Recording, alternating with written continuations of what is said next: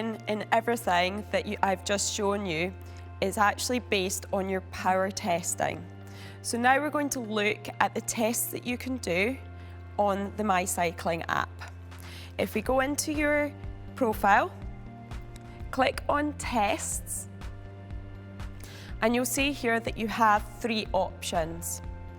If you already know what your functional threshold power is, then you can quite simply click on the bottom option and enter in your details.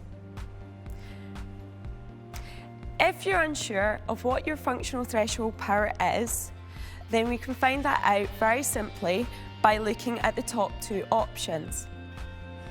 So if we look at the options, the first one is a Maximal test. On the Maximal test, you have a 5-minute warm-up. Within that 5-minute warm-up, MyCycling is very clued in. It monitors how fast you're pedaling and what wattage you're producing, and with that comes up with the correct incremental raises for when you start the actual test after the 5-minute period. Every minute after the 5-minute period, it will increase by that amount that it has decided from your warm-up. So let's have a look at what the screens look like. So I'm just going to press start, and we come back to our countdown again and the initial screen.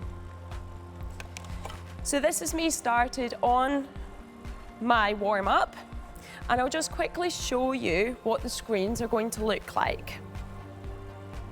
So the middle screen is slightly different this time. You have the option to stop the test if you need to, want to, or feel that it's not your day for doing that test. You still have your pedal, and you still have your cadence and the balance between right and left legs. And I guess you just keep pedaling. The 5 minutes finishes, the increments start, and during the incremental raises, you must keep your cadence above 85 RPM. As soon as your cadence reduces below 85 RPM, the increments stop, and that's the test over. And you will thus have your functional threshold power produced on the following screen. So I'm going to stop here and look at the other way of finding out what your functional threshold power is. So moving on to the second option, your functional threshold power, we then click on it and we look at the second option. This one is 20 minutes long.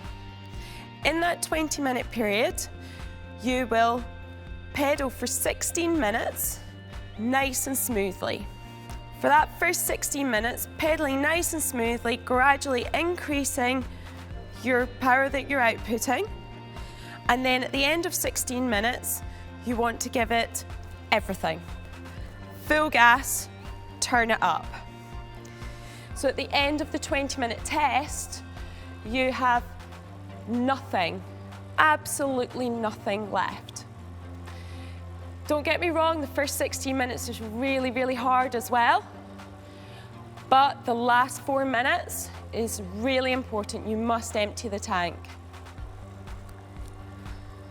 Again, looking at the screens, they're exactly the same as the previous one that I showed you.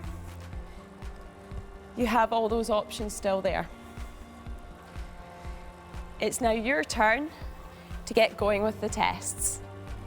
Remember to wear your heart rate monitor when doing the test. It's particularly important when you're doing the Technogym Maximal test. Your heart rate monitor needs to be a Bluetooth heart rate monitor. I also advise that you wear your heart rate monitor at all times when on the bike. You get some really good information from all the testing that you will do.